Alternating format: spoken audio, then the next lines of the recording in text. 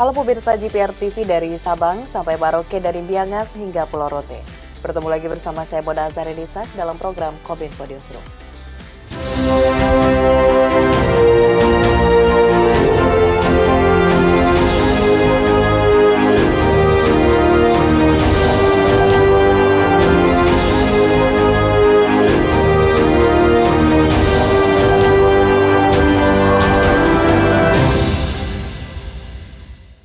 Kita ke informasi pertama. Presiden Republik Indonesia Joko Widodo dalam Forum Rektor Indonesia menyampaikan sumber daya alam yang melimpah tidak cukup menjadikan Indonesia sebagai negara maju.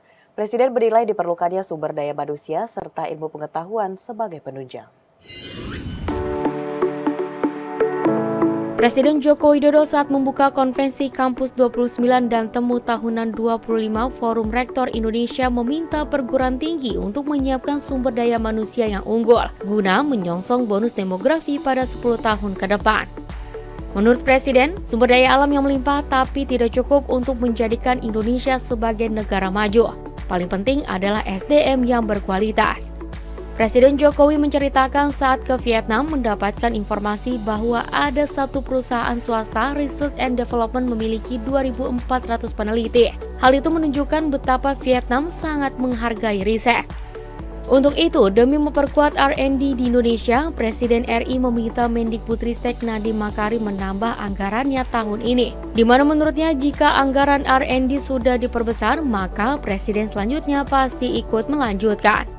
Selain itu, Presiden RI juga menjelaskan lembaga perguruan tinggi punya peran strategis untuk menciptakan SDM unggul dan berkualitas dan bukan hanya menguasai ilmu pengetahuan, tetapi juga yang mau belajar. Selain itu, SDM yang kuat fisik, mental, dan moralnya.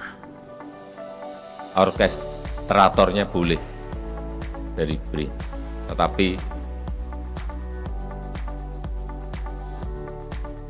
perguruan tinggi peran untuk riset dan development-nya harus betul-betul diperkuat. Artinya lagi Pak Nadiem anggarannya diperbesar.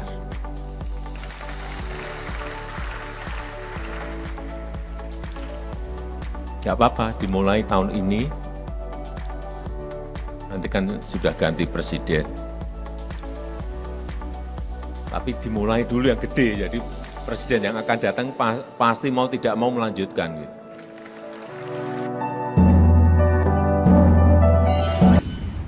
Menteri Komunikasi dan Informatika Republik Indonesia Budi Aris Setiadi mengajak generasi muda meningkatkan literasi digital agar tidak mudah termakan berita hoaks atau berita bohong yang disampaikan saat kunjungan ke Batam, Kepulauan Riau. Ia juga meminta anak muda dapat menjadi kontrol di lingkungan keluarga, komunitas, dan masyarakat jelang pemilu 2024.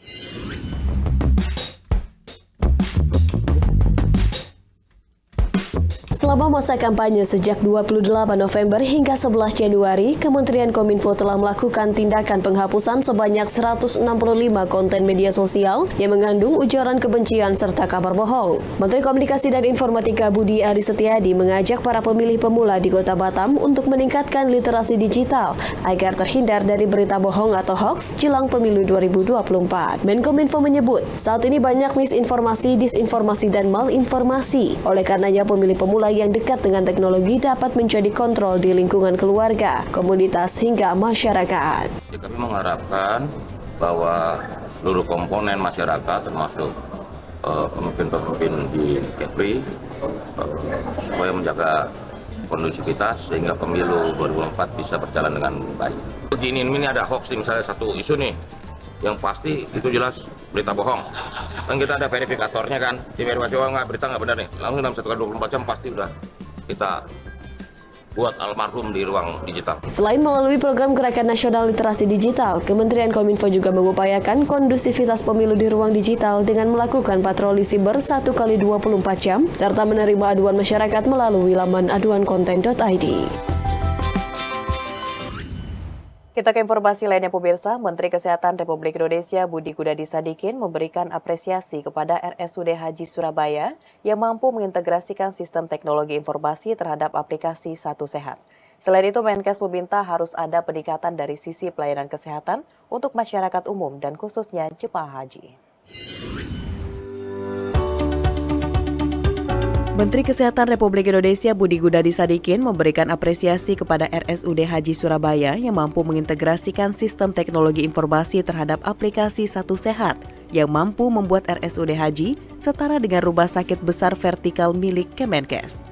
Data yang ada di rumah sakit haji khususnya yang ada di bagian rawat jalan telah terintegrasi. Dengan demikian, data kunjungan, data diagnosa, dan tanda-tanda vital pasien sudah terintegrasi ke Satu Sehat.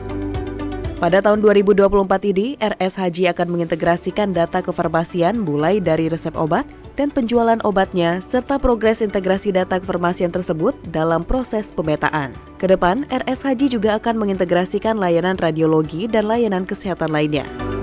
Menkes menilai harus ada peningkatan dari sisi pelayanan kesehatan untuk masyarakat umum dan khususnya jemaah haji. Rumah sakit haji harus memastikan bahwa jemaah haji sehat karena kematian dari jemaah haji Indonesia paling tinggi daripada jemaah haji lain di seluruh dunia.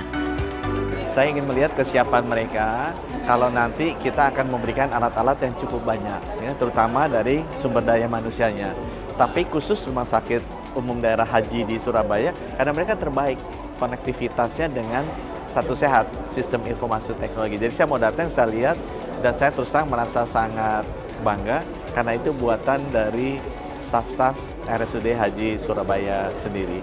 Jadi saya ucapkan selamat dan jangan lupa haji kita harus disehatkan sebelum mereka berangkat. Badan Pusat Statistik mencatat surplus neraca perdagangan Indonesia sebesar 3,31 miliar dolar Amerika Serikat pada Desember 2023. Surplus ini jauh lebih besar dibandingkan pada November 2023 sebesar 2,41 miliar US dollar dan mengalami surplus selama 44 bulan berturut-turut sejak Mei 2020. Badan Pusat Statistik mencatat neraca perdagangan Indonesia pada Desember 2023 surplus 3,31 miliar US dollar atau surplus selama 44 bulan berturut-turut sejak Mei 2020.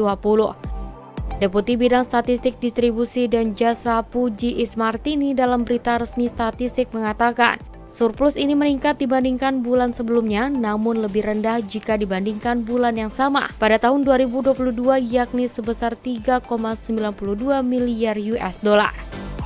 Ia menjelaskan surplus Desember 2023 lebih ditopang oleh surplus komoditas non-migas sebesar 5,20 miliar US dollar dengan komoditas utamanya yakni bahan bakar mineral, lemak minyak hewani, nabati, serta besi dan baja.